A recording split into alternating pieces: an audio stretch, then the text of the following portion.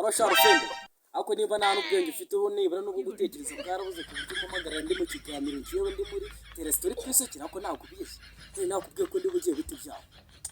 ari umutesha umutesha.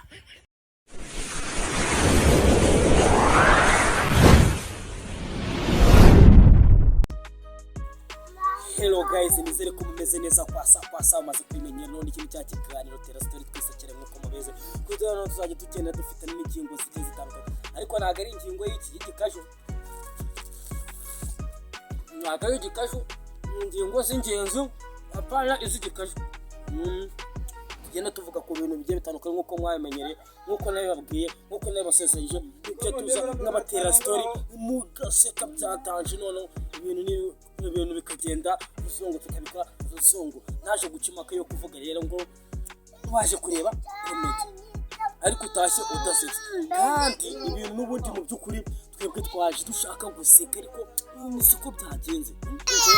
nawe tugende tugamba ariko ntabwo ari ukugambana igihugu ntabwo ari ukugambana igihugu hari no kugamba amagambo agiye gatandukanye. Izo rero ni imvugo za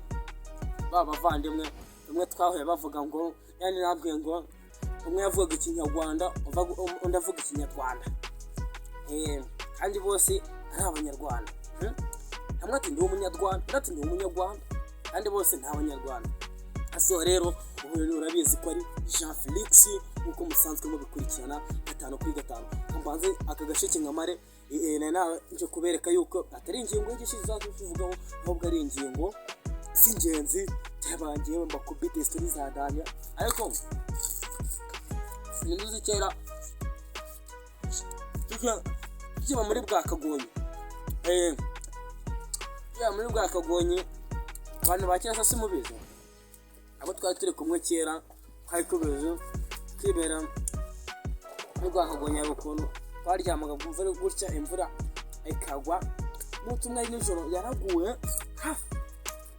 Bwakagonyi kaba katumuze mbaza ngo byagenze gute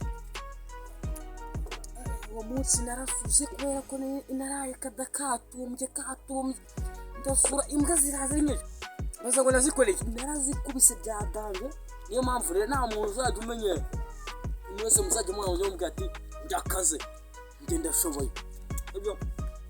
yangiye ngo rero nababwiraga ntabwo ari iki gishekire kuko ingingo y'igishekire kirashira